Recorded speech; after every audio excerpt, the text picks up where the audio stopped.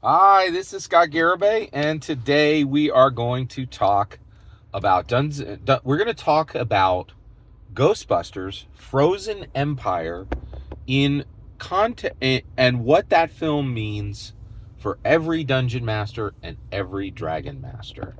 All right, so full spoilers for Ghostbusters: Fallen Empire. So I saw Ghostbusters: Fallen Empire on um, on March 21st, Thursday opening night, and I am incredibly I cannot recommend highly enough to you guys to get, if you're a dungeon master or if you're a dragon master. I really highly recommend the Regal app. It's $25 a month. You could see as many movies as you want, and the rest of the world just kind of consumes. They consume the big and the small screen for entertainment, but that's not what we do, right? We are the preeminent world builders now, and we have the most powerful narrative form ever devised by humans, right? And which is the Dungeons and Dragons table, and the stories that are told there really matter more than anything's being told on the big or the small screen, or in books, and certainly anything ever that's ever been produced on through video games, right? We have the preeminent narrative. However, we are on the bleeding edge of Manifold Sentience and telling stories to, through, and by Manifold Sentience. And so we still are reliant in many ways on these older forms of narrative. And so 5 out of 5 stars. I can highly recommend Ghostbusters: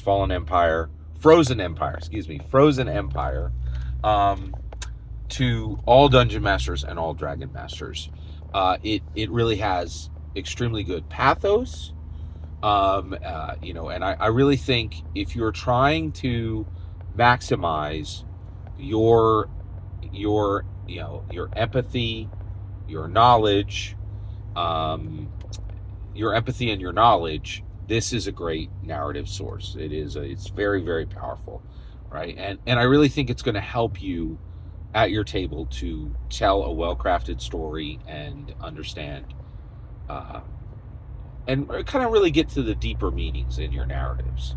So first of all, I have a mnemonic. I have some specific things I want to talk about in context to Dungeons and Dragons from Ghostbusters: Frozen Empire. And those things are, and I have a mnemonic, so I'm going to say Phoebe, Kumail, and Harold. Okay. All right. So first of all, Phoebe Spengler. All right. Phoebe Spengler was played by. So Phoebe Spengler is the youngest of the Spengler family, and she is the granddaughter of Egon Spengler, right?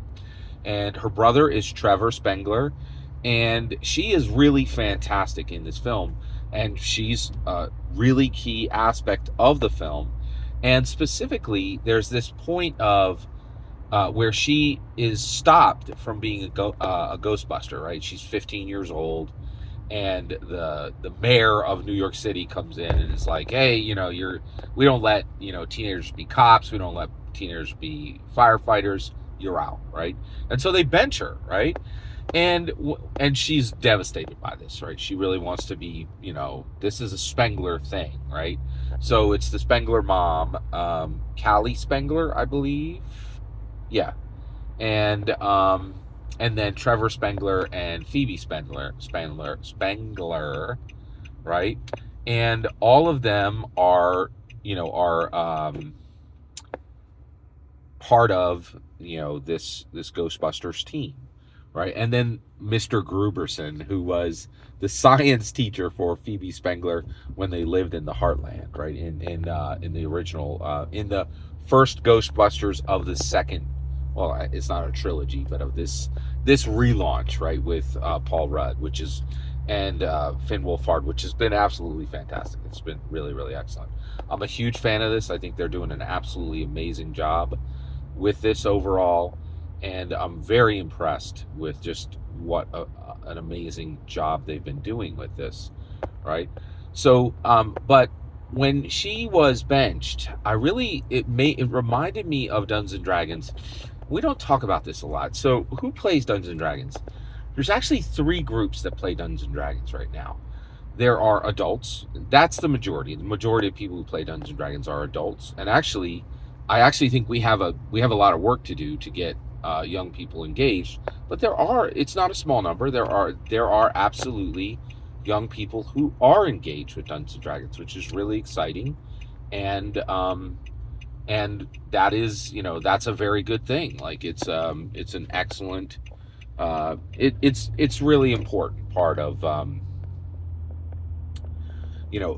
so, but let's talk about the young people.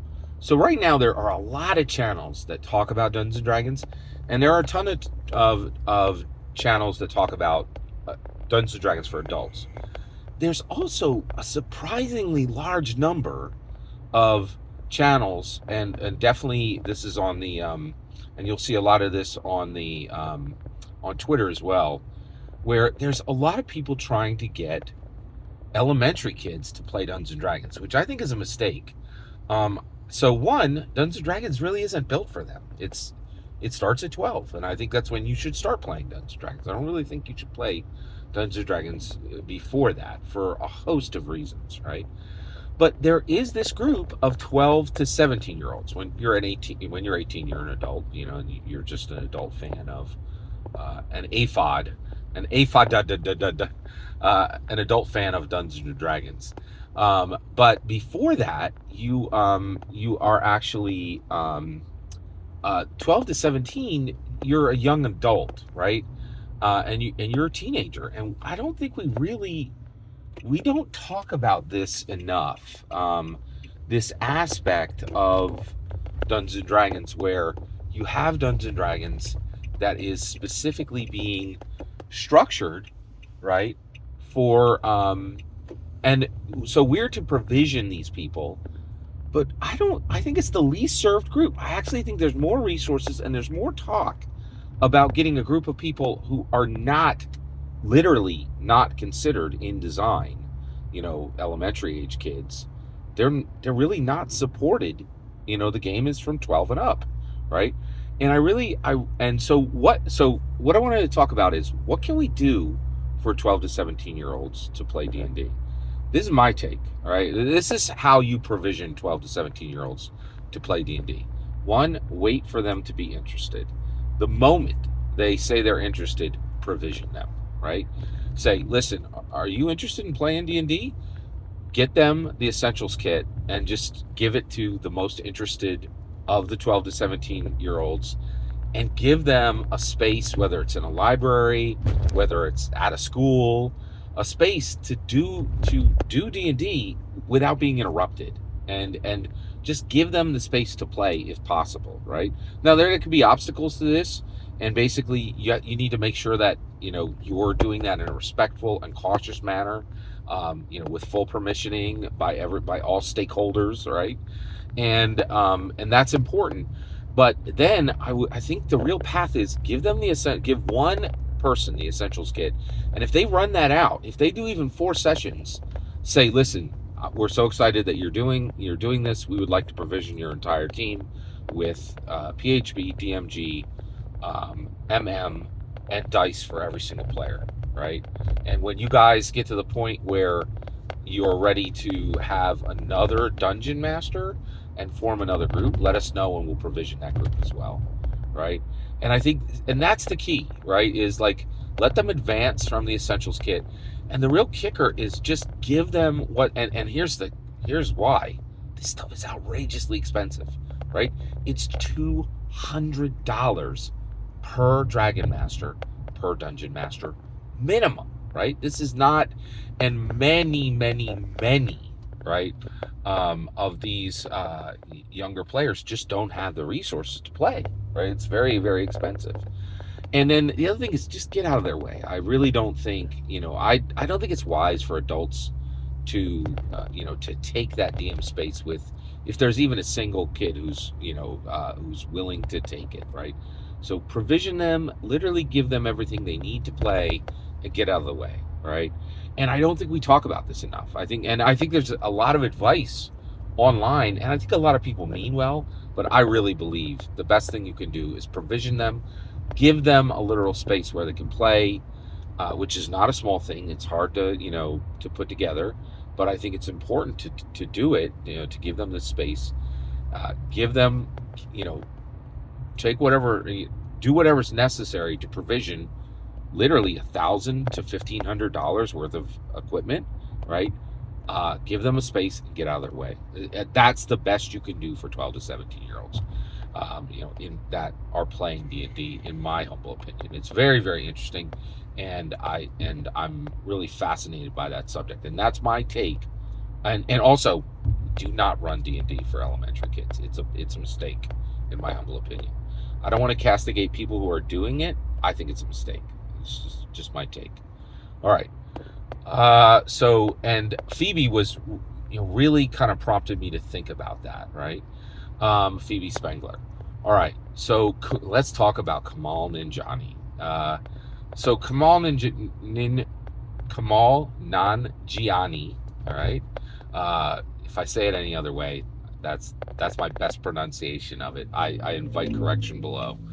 But he was fantastic in this, and I am extremely excited for him as a dungeon master for a couple reasons. One, he got robbed. He got so robbed with all the work he put into being an incredible superhero in Eternals, and I think the director of that movie just phoned it in. Absolute garbage film that did nothing for anyone, right?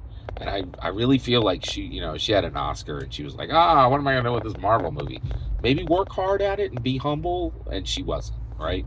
And I think she really tanked a huge amount of effort that Kamal Nanjiani invested in being an incredible actor in that, and doing the best job he could in that to make things move forward, and it did not move forward. Now, I'm really glad to see that Hollywood is rewarding his hard work, continuing to put him into blockbusters. He was phenomenal in this, and if you watch this movie, where Kamal Nanjiani belongs next is in Dungeons & Dragons Honor Among Thieves 2, right? I'm saying right now, my wish to Hollywood, book him, all right? And I would definitely book him as I would book him as the core team. I do think that one person needs to return from the original, Simon Almer, Edgin Darvis, Holga Kilgore, Doric. I don't think we need all four of them in the new movie. Just one of them would be good, and then fill out the rest of the party. And I think Kamal Nanjiani would be excellent in any of those roles, right? And I would like to see Holga Kilgore come back. And the only reason I'm saying that is I would love it if everybody comes back and then, make him an innkeeper or something. Well, actually, I want him to have a bigger role. I really want him to have a lead, right? So, and I'm not convinced we need all four people to come back for D&D Honor Among Thieves, just as long as we have the sequel, right? And I really think Kamal Nanjiani has done a phenomenal job of working hard, and I think he really deserves this. And I really think he's top of the list for booking a role in Dungeons & Dragons Honor Among Thieves 2. All right. Which I would like to see released in May of 2026. Yeah. Yep. So that's my request, and I think that's doable, and I think Kamal Nanjiani would be absolutely amazing. The next one is I want to talk about ghosts. So let's talk about Harold Ramis. So Harold Ramis played Egon Spengler in the original Ghostbusters, and he did a phenomenal job, but he is dead, right? So I want to talk about ghosts from two perspectives. One, ghosts at actual ghosts at our actual table, right? So what do we do with players who have passed, right?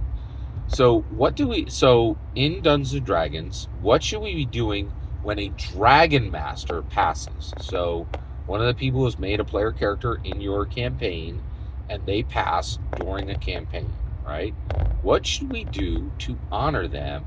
And if they can return as ghosts to the table, do we leave a space for them? And for how long, right? So one, I'm an evangelical Christian. So you could best believe we believe in ghosts, right? Because dead people be walking all around in the Holy Bible, right? Like people returning to Earth after they're dead is extremely common in the Holy Bible, right? Not just Jesus, right? It happened quite a few times. So I definitely believe that there is a possibility that humans can manifest here on the earth after they've passed, right? So with that said, I think that you should leave.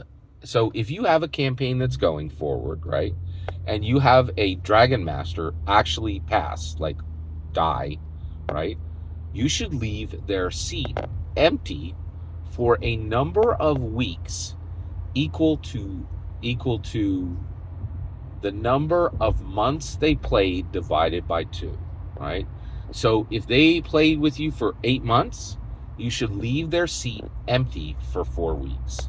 And this, I'm sorry, yes, yeah, that's right, for a number of weeks equal to the months they played divided by 2. So if they played for 8 months, you should leave their seat empty for 4 weeks, right? Don't put anybody there. Make sure it remains empty. Continue your campaign. And then when 4 weeks has passed, and that player can sit there as a ghost, right? And you're welcome to talk to them or not. That's up to you. Depends on, I understand not everybody who plays Dungeons and Dragons is an evangelical Christian and absolutely understands that humans have returned to this earth after their death many times, right? That happened a whole bunch in the Bible. And but you should leave the space empty for them for that amount of time. And then you guys are free to look for a new player. And when that player sits, it's extremely important that you tell them they are sitting in the seat of a dead Dragon Master, right? And that they need to bring the thunder to respect that Dragon Master because they are literally filling that seat. Additionally, I think this also reminds me that we do have a problem in Dungeons and Dragons. In current 2014 Dungeons and Dragons, ghosts can still be hit with physical weapons, which I think is absurd. I think we really need to fix this, and we need to fix this. So one, if you are a ghost, you should be able to speak to, a ghost player character, okay? Or non-player character, you should not be able to be damaged by any physical weapon. It is just silly. Now, the one way that I would say this can be fixed is that any player character in the know can salt their weapon, and then that would allow them to take half damage on a critical. All right? Like, wait a second, Scott.